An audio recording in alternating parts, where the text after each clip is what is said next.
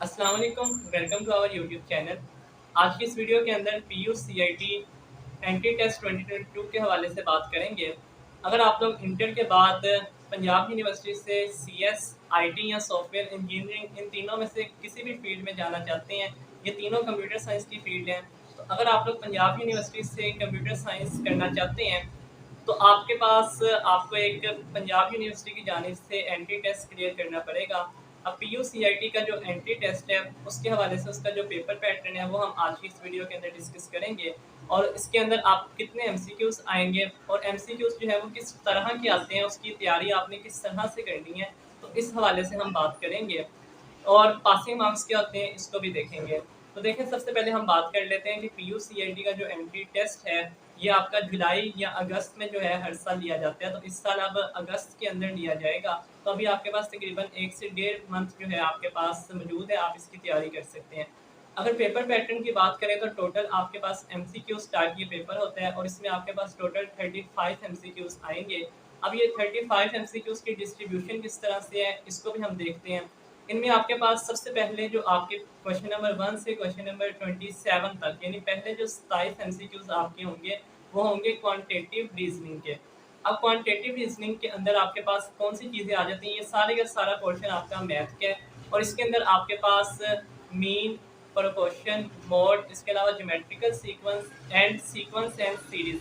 अब ये चीज़ें जो हैं आप लोगों ने मैट्रिक और इंटर में पढ़ी हुई हैं। Geometrical shapes, sequence and series आपने इंटरमीडिएट में पढ़ा था। इसके अलावा मीन, मोड, ये आपने प्रोपोर्शन पढ़ा था मैट्रिक के अंदर।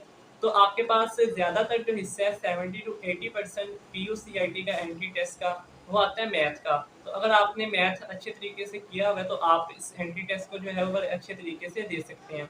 अब क्वांटिटेटिव रीजनिंग के अंदर मैंने आपको चीज़ें बता दी हैं क्या आती हैं। आपके साथ आगे जाकर बुक भी शेयर करता हूँ कि किस किताब से आप लोग तैयारी कर सकते हैं और इसके अलावा 3 से 4 लेक्चर्स आपके साथ मैं शेयर करूँगा, उनको भी देख लीजिएगा। उसके अंदर क्वांटिटेटिव रीजनिंग और आपके पास जो दूसरा पोर्शन है उसमें आता है आपके पास से 28 से 35 तक जो एमसीक्यूज हैं वो होते हैं एनालिटिकल रीजनिंग के।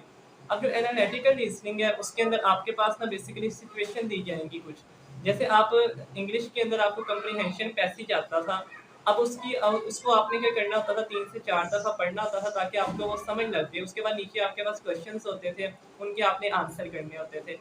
तो सेम इसी से मिलते-जुलते आपके पास क्या होंगी एनालिटिक रीजनिंग के अंदर, इसका मैं अलग से लेक्चर्स भी बनाऊँगा लेकिन आपको यहाँ बता रहा हूँ कि सिचुएशन है, आपको सिचुएशन दी जाएँगी और उसके बाद आपके पास आप स्टेटमेंट्स पढ़ेंगे 2 से 3 दफ़ा, फिर नीचे आपके पास उसी से रिलेटेड क्वेश्चंस किए जाएँगे एमसीक्यूज़ की सूरत में ही, तो आपने जो है उनका आंसर करना होगा। तो ये आपके पास इसके अलावा जो है लैंग्वेज टाइप है, अगर आपकी वोकैबुलरी अच्छी है तो आपके पास लैंग्वेज से रिलेटेड जो है कुछ क्वेश्चंस आते हैं। तो ये टोटल आपके पास 35 एमसीक्यूज़ होंगे, लेकिन आपके पास 70 टू 80% जो है वो सारे का सारा जो है इसके अंदर मैथमेटिक्स से रिलेटेड जो है वो पोर्शन आता है।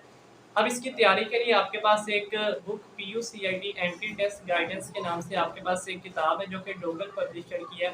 तो डोगल पब्लिशर की किताब आप लोग मार्केट से बाय कर सकते हैं। अगर आप लोग ने मोबाइल से पढ़नी है तो आपको मैं डिस्क्रिप्शन के अंदर पीडीएफ का लिंक दे दूँगा, आप लोग वहाँ से जाकर डाउनलोड कीजिएगा किताब को।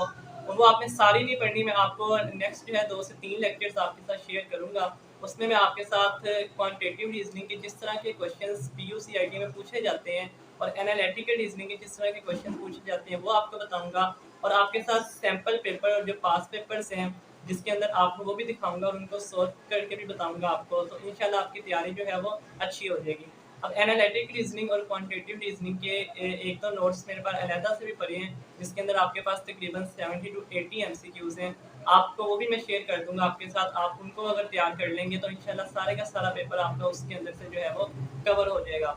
बस आपको जो है वो समझ आनी चाहिए कि क्वांटिटेटिव रीजनिंग के अंदर क्या चीज़ें होती हैं, किस तरह से क्वेश्चन पूछे जाएंगे और एनालिटिक रीजनिंग के अंदर, तो वो मैं आपको करवा दूंगा।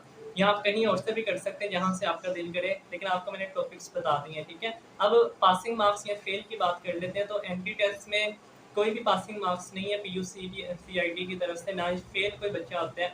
अब इसमें ये है कि आप जितने भी मार्क्स यहाँ से लेते हैं, जितने आप ले सकें आपका फ़ायदा है, क्योंकि जितने भी मार्क्स आप यहाँ से गेन करेंगे वो आपके, जब आप इस एंट्री टेस्ट के बाद अगला प्रोसीजर ये होता है कि आपने एडमिशन भेजना होता है। अब आप आईटी में, सीएस में या सॉफ्टवेयर इंजीनियरिंग में जब एडमिशन भेजते हैं तो उसके अंदर पीयू जो है वो मैट्रिक, इंटर और ये एंट्री टेस्ट के मार्क्स जो है इनकी परसेंटेज निकालता है। यानी ये तीनों जो है, इन तीनों के मार्क्स को ऐड करके इनकी परसेंटेज निकाली जाती है, इस तरह से आपका मेरिट बनता है।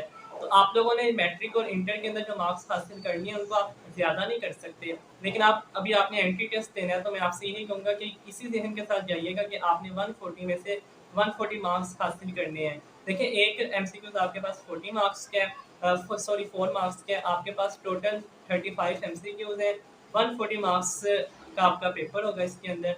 तो आपने तकरीबन 130 से ऊपर जो है मार्क्स लाज़मी तौर पर गेन यहाँ पर करने हैं। और यहाँ पर आपको मैं एक चीज़ और बता दूँ कि अगर आप लोग कोई भी एमसीक्यूज़ अटेम्प्ट ही नहीं करते हैं, फ़र्ज़ करें आपको किसी का आंसर नहीं आता, आप उसको गलत भी नहीं करते, आप उसको निशान ही नहीं लगाते, बिल्कुल खाली छोड़ देते हैं, तो आपको जो है उसका 1 नंबर दिया जाएगा, ठीक है? सही आंसर पर आपको 4 नंबर दिए जाते हैं एक एमसीक्यूज़ के। अगर आप गलत करते हैं तो कोई नेगेटिव मार्किंग नहीं है, 0 नंबर मिलेगा। और अगर आप अटेम्प्ट ही नहीं करते, तो ये रूल होता है आपको पीयूसीआईटी की तरफ से जो है, क्योंकि ये कंप्यूटराइज़्ड सिस्टम है, इसमें आपको रिज़ल्ट भी 1 दिन के अंदर मिल जाता है और ये ऑटोमेटिकली जो है सॉफ्टवेयर के थ्रू आपका पेपर चेक किया जाता है। तो 1 मार्क्स जो है आपको तब मिलता है अगर आप अटेम्प्ट ही नहीं करते एमसीक्यूज़, ठीक है? और अगर आप अटेम्प्ट करते हैं, सही अटेम्प्ट करते हैं तो 4 नंबर, और अगर आप गलत अटेम्प्ट कर देते हैं तो फिर आपको 0 नंबर मिलेगा। तो लेकिन आपने सारे अटेम्प्ट करने हैं और सारे ठीक अटेम्प्ट करने हैं। 140 में से आप कोशिश कीजिए 140 मार्क्स ही लीजिए, ताकि अगर आपकी कोई कमी मैट्रिक या इंटर के मार्क्स में हो, तो जब आपकी परसेंटेज चेक की जाए तो एंट्री टेस्ट के मार्क्स की वजह से आपकी परसेंटेज जो है वो अच्छी बन जाए और आपको एडमिशन मिल जाए। बाकी नेक्स्ट वीडियोज़ के अंदर आपके साथ शेयर करूँगा बाकी चीज़ें भी, कि आप लोगों ने नेक्स्ट क्या करना है, किस तरह से तैयारी करनी है, तो आपके साथ वो लेक्चर शेयर कर दूँगा। अगर आपको किसी किस्म की कोई कन्फ्यूजन है, कोई क्वेश्चन है आपका, तो आप कमेंट सेक्शन में पूछ लीजिएगा। दुआ में याद रखिएगा, अपना बहुत सारा ख्याल रखिएगा। अल्लाह हाफ़िज़।